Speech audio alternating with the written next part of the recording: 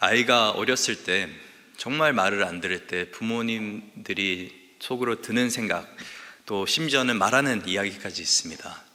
꼭 너 같은 애 낳아라. 아, 왜 그런 말을 할까요? 왜 정말 힘들고 어려울 때 참 아이한테 그런 말을 할까요? 그 이유는 내가 지금 너무 힘든데 너는 모르지, 너는 이 상황이 이해가 안 되지 하면서 나중에 너가 너 같은 아이를 낳으면은 내 마음, 내가 힘들었던 것들 이해할 거야. 그리고 실제로도 사실 이제 결혼을 하고 아이를 낳다 보면은 야, 우리 부모님이 어렸을 때 그렇게 고생하셨구나, 이렇게 어려웠구나, 새끼 밥 차리는 것도 이렇게 힘든 거구나, 그 고통이 막 이렇게 좀 깨달아지게 되는 것 같습니다. 물론 다 이해할 수는 없겠지만은 조금이나마 그 고통이 어떤 고통이었는지, 좀 그 시련이 어떤 시련이었는지를 좀 깨닫게 되는 것 같습니다. 오늘 본문에 계속적으로 우리가 이 요셉 또 그의 형제들 또 어떻게 이렇게 이야기가 펼쳐나가는지를 살펴보고 있는데, 이제 사흘 동안에 형들이 감옥에 있었습니다. 거기서 시간을 보내면서 서로 좀 자기 인생을 좀 돌아볼 시간도 있었던 것 같고, 또 서로 이야기를 해볼 수도 있고. 근데 이렇게 이야기하고 생각을 해보니까 도대체 왜 우리에게 이런 일들이 일어나고 있나? 우리는 그냥 곡식을 사러 왔는데 왜 우리가 지금 감옥에 있지? 생각을 해보니까 갑자기 떠오르는 생각이 한 가지 있는 것이죠. 우리 아우, 우리가 정말 20년 전에 그렇게 우리 동생에게 매몰차게 했던 그 생각들이 갑자기 자신들이 고난을 당하니까 자신들이 준 상처들이 생각이 나는 것 같습니다. 그래서 오늘 본문 우리 21절 한 목소리 한번 읽도록 하겠습니다. 그들이 서로 말하되 우리가 아우의 일로 말미암아 범죄하였도다. 그가 우리에게 애걸할 때 그 마음의 괴로움을 보고도 듣지 아니하였으므로 이 괴로움이 우리에게 임하도다. 이 37장에서 요셉이 우물에 던져지고 그 장면들은 굉장히 단순하게 이렇게 적혀져 있는데, 오늘 21절에 보니까 조금 더 자세하게 그 당시의 상황이 어떤 상황이었는지를 좀 파악할 수 있는 것 같습니다. 그냥 요셉은 아무것도 모르고 우물에 들어가 있어서 그냥 조용히 기다렸던 것이 아니라 위에 형들 소리가 들리는 겁니다. 37장에 보면은 형들은 요셉을 우물 이 구덩이에 넣어놓고 위에서 밥을 먹었다라고, 식사를 하셨다라고 그렇게 되어 있습니다. 근데 그 가운데서 들려오는 소리가 있었는데, 살려달라, 도대체 나에게 왜 이러냐, 나는 잘못한 게 없는데 하는 아우의 소리가 그 구덩이에서 들림에도 불구하고 이 형들은 분명히 이 요셉의 그 울부짖음, 그 외침을 들었음에도 불구하고 무시했던 거였습니다. 그 어두운 데서, 그 깊은 데서 얼마나 무서웠을 텐데, 혼자 있는 것이, 또 앞으로 어떤 일들이 펼쳐질지 모르는 상황 가운데서 정말 그 참 고난 속에 보내고 있는 그 요셉을 잔인하게 방치해 두었던 것 같습니다.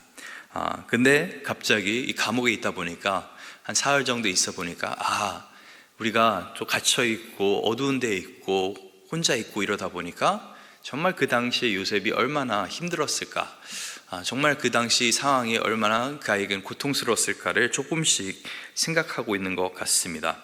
그래서 그의 마음의 괴로움, 우리의 괴로움으로 인해서 그의 마음의 괴로움이 어땠는지를 조금은 알 수 있을 것 같다라고 하는데, 근데 이 상황에서 르우벤이라고 하는 이 형이 조금 재밌는 이야기를 합니다. 오늘 본문 22절 한 목소리를 한번 읽도록 하겠습니다. 르우벤이 그들에게 대답하여 이르되 내가 너희에게 그 아이에 대하여 죄를 짓지 말라고 하지 아니하였더냐. 그래도 너희가 듣지 아니하였느니라. 그러므로 그의 피값을 치르게 되었도다 하니. 이 요셉의 형들이 다 좀 후회하고 있고 회개하고 있고 우리가 정말 잘못했구나라고 하고 있을 때 딱 한 명, 야 거봐, 내가 그때 이렇게 하지 말자 그랬잖아 라고 하는 한 명이 있는데, 그 사람이 바로 르우벤입니다. 내가 그렇게 우리 요셉에 대해서 죄짓지 말자고 했는데, 근데 이 르우벤이 누구냐면 맏형입니다. 가장 첫째, 리더죠, 리더. 그 형들 사이에서 정말 가장 이 아우들을 이끌면서 옳은 길로 이끌어야 되는 리더였는데, 르우벤은 37장에 가보면은 실제적으로 이 요셉을 좀 해하고 싶어하는 마음은 글쎄요, 죽이지는 말자라고는 얘기했었습니다.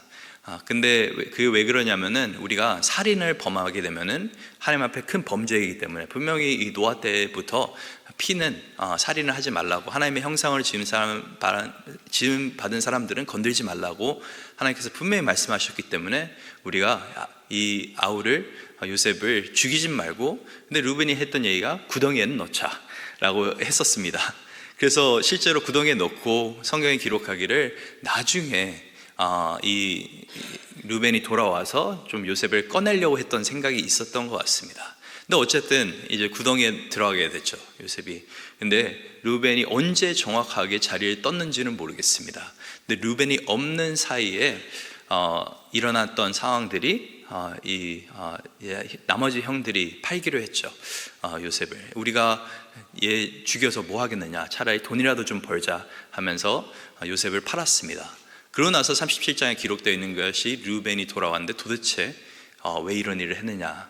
어떻게 보면 루벤이 맞는 말을 하는 것 같습니다. 루벤은 마음속으로 정말 요셉을 죽이고 싶지 않았고, 또 요셉을 나중에 구덩이에서 꺼내주고 싶어 했고, 여러 가지 루벤은 적어도 요셉에 대해서 좀 불쌍하게 생각하는 마음이 있었던 것 같습니다. 그런데 여기서 루벤이 하는 말은 어떻게 보면은 굉장히 찌질한 말이죠, 찌질한 말. 왜냐하면 이 루벤이 막내였으면은, 어린 형이었으면은 뭐 그렇다 생각할 수 있는데, 가장 맏형으로서 정말 이게 옳지 않은 일이다, 바르지 않은 일이다라고 생각하면은 정확하게 얘기했어야죠. 이건 아니야, 우리는 이 아이 건들면 안 돼, 얘는 지금 아버지 심부름하는 애지, 얘가 우리한테 뭘 잘못했어 라고 정확하게 얘기를 했어야 되는데, 정말 적극적으로 이 나머지 형들이 하려고 했던 그 악을 막았어야 되는데, 오히려 수동적으로 그냥 자리를 뜨면서 자기는 잘못하지 않았는데 다른 사람들은 잘못을 할 수 있게끔 상황을 만들어줬던 것이었습니다. 그래서 여기서 저희가 보게 되는 것은, 죄를 방관하는 것도 하나님 앞에는 범죄인 것입니다. 내가 막을 수 있는데, 내가 한마디 할 수 있는데, 내가 조금 나서서 다른 사람이 그 죄된 길로 가지 않게 막을 수 있는데 말하지 않고 나만 살겠다라고 한 걸음 뒤로 하는 것은, 그래서 그로 인해서 다른 사람이 범죄하게 하는 것은, 그것 또한 하나님 앞에 우리가 죄를 범하는 것입니다. 우리가 교회 생활을 하면서 사실 형제자매 이렇게 같이 생활하면서 참 하기 힘든 것이 이 싫은 소리 같습니다. 왜냐하면 괜히 한마디 던졌다가 저 사람 시험 들면은, 괜히 관계 껄끄러워지면 예배 나오는 것도 불편해지고, 목장에 모임하는 것도 불편해지고. 근데 저희가 정말 리더의 자리가 혹시 있다고 한다면은, 아니면 정말 하나님께서 나에게 이렇게 하는 거는 죄라는 걸 보여준다고 한다면은, 우리가 사랑으로 그건 죄는 정확하게 죄라고 말할 수 있어야 되는 줄 믿습니다. 그래서 하나님께서 우리에게 주신 그 기회들을 그냥 방관하는 것이 아니라, 하나님께서 루벤에게 그런 맏형으로서의 역할을 주셨는데 그 역할을 다 수행하지 못한 루벤으로 인해서 어떻게 보면 이런 일들이 일어나게 되는 것 같습니다. 그래서 어쨌든 이런 이야기들이 오가고 있는데, 근데 재미있는 것은 23절에 보니까 그들 사이에 통역을 세웠으므로 그들은 요셉이 듣는 줄을 알지 못하였더라. 이 형들은 이 요셉은 아직까지 누군지 정확하게 파악하지 못했고, 또 자기네 나라 말을 한다는 것도 잘 이해를 못하고 있습니다. 그래서 우리가 이렇게 이야기하면 못 알아듣겠지 하는데, 요셉은 그 말을 다 알아듣고 있습니다. 그러고 나서 요셉의 반응을 우리 한번 같이 읽도록 하겠습니다. 24절 말씀 같이 읽도록 하겠습니다. 요셉이 그들을 떠나가서 울고 다시 돌아와서 그들과 말하다가 그들 중에서 시므온을 끌어내어 그들의 눈앞에 결박하고.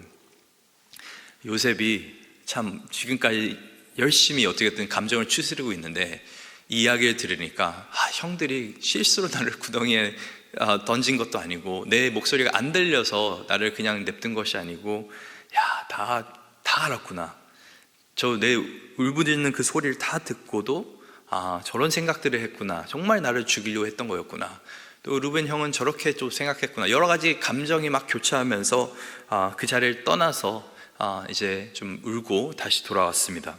그런데 요셉이 이제 그 후에 하는 행동이 조금은 좀 특이합니다.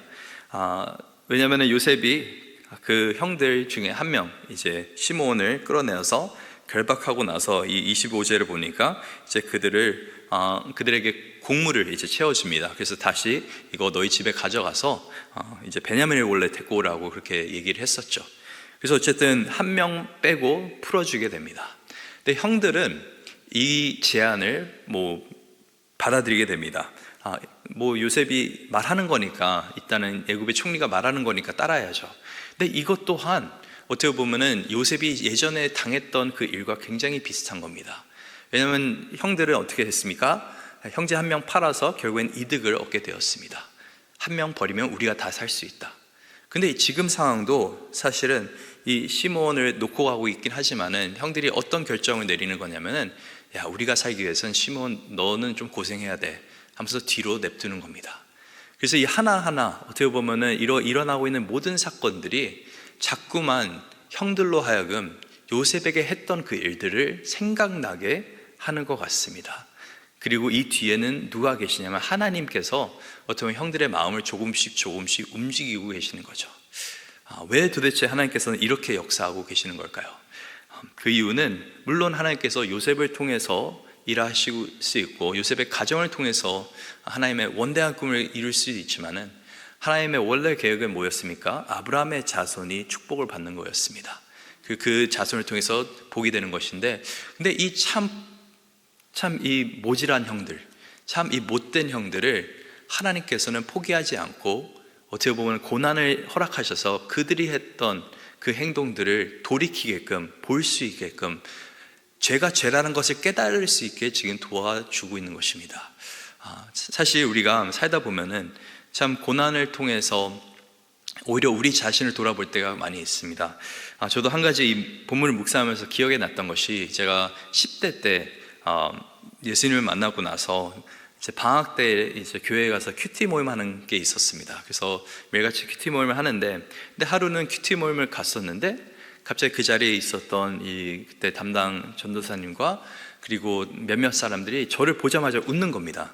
그래서 이게 왜 이러지? 그래서 무슨 상황이지라고 좀 파악하려고 했는데, 나중에 알고 보니까 제가 오기 전에 저에 대한 얘기를 좀 했던 거였습니다. 근데 어떤 얘기였냐면은, 제가 굉장히 친했던 형이 한 명 있었는데, 그 형이 제가 그냥 너무나 친하기 때문에 제가 연약한 부분들도 나누고 그랬는데, 그런 부분들을 그냥 생각 없이 그 큐티 모임 자리에서 나눴던 거였습니다. 저 없는 자리에서. 근데 그 이야기를 듣고 나서 제가 너무 화가 났습니다. 너무 배신감이 들고, 어떻게 특히 하나님 말씀을 나눠야 되는 이 자리에서 다른 사람 헌담하고 있나. 거기도 사실 그냥 사람들만 모여있던 것이 아니라 전도사님도 계셨고, 그 마음에 제가 너무 화가 나서, 아직도 기억이 나는 거예요. 2주 동안 제가 웃질 않았습니다. 그 화가 나서 그 불타는, 어떻게 보면 복수하고 싶은 그 마음에, 그리고 그 나의 어떤 연약함을 나눴던 그 형 만나기만 해라. 근데 2주 동안 잘 보이질 않더라고요. 그래서 이렇게 너무 화가 나니까 전도사님이 와서 나중에 그런 얘기를 했었습니다. 야, 너 자꾸 이러면은 결국에는 사탄이 너의 분노를 사용하게 되는 거야. 결국엔 이런 거는 사탄이 쓰는 건데. 근데 제가 했던 말이 아직도 기억이 납니다. 저는 그거 잘 아는데, 저는 지금은 사탄한테 이용당하고 싶습니다 라고 이제 10대 나이에 젊은 패기에 그렇게 얘기했습니다. 그러다가 나중에 제가 그때 당시에 이제 찬양팀을 했었는데, 찬양팀 컨퍼런스 같은 데를 이제 가게 되었습니다. 그래서 갔는데, 그냥 그때도 정말 화가 났지만은 그래도 가기로 한 거였으니까 갔는데, 그때 당시에 말씀이 뭐였는지는 정확하게 기억은 나지 않습니다. 근데 집회를 하고 나서 기도하는 시간이 있었는데, 기도하는데 갑자기 불현듯 그런 생각이 드는 겁니다. 야, 배신당하니까 아프지, 또 다른 사람이 이런 말을 하니까 참 힘들지. 근데 갑자기 그런 생각이 들더라고요. 제가 했던 여러 가지 다른 사람에게 줬던 상처들, 그리고 무엇보다도 제가 하나님 앞에 범죄했던 것들, 정말 예수님 앞에 죄 지은 것들이 갑자기 하나 둘씩 떠오르기 시작하더라고요. 근데 떠오르면서 생각되는 것이, 야, 내가 예수님을 수도 없이 배신한 걸 생각하면은 이거는 배신도 아니구나. 그러고 나서 그 후에 바로 다음에 바로 그 형을 만났습니다. 그래서 그 형을 만났는데 희한하게도 웃음이 나오더라고요. 그래서 그 형이 보자마자 저한테, 제가 화난 거 알고 있었으니까 미안하다고 하니까 저도 괜찮다고 그러면서 화해했던 기억이 있습니다. 근데 제가 이걸 왜 말씀드리냐면은, 물론 그 당시 그 2주는 정말 저에게는 고통스러운 시간이었습니다. 근데 돌아보면은 그 시간을 통해서 그 고난과 힘든 그 상처의 시간을 통해서 오히려 그 내면에 더욱더 깊이 예수님을 묵상하게 되었고 십자가의 사랑과 그 은혜와 용서함을 깨닫게 되었던 것 같습니다. 지금 우리의 삶 가운데 나를 아프게 하고 나를 힘들게 하고 나에게 상처를 주는 사람이 혹시 있습니까? 그 상처 분명히 언젠가는 물론 하나님께서 씻어주시겠지만 그보다 앞서서 먼저 내가 받는 그 고통 속에서 십자가를 좀 묵상할 수 있길 간절히 소망합니다. 왜 도대체 하나님께서 정말 용서하지 못할 사람을 용서하라고 말씀하시겠습니까? 하나님께서 먼저 용서받지 못할 사람을 용서하셨기 때문에 그렇습니다. 왜 원수까지 사랑하라고 예수님께서 말씀하시겠습니까? 예수님께서 먼저 원수를 사랑하셨기 때문에 그렇습니다. 우리를 사랑하셨기 때문에 그렇습니다. 그래서 오늘 하루도 어떻게 보면은 이 형들처럼 우리는 늘 삶 가운데서 참 무지하게 또 악을 행하면서 살고 있는데 그 가운데서 우리의 죄를 깨닫게 해주는 하나님의 그 은혜 속에서 우리 자신을 돌아보면서 더욱더 예수님을 닮아가는 저희들 수 있기를 간절히 소망합니다.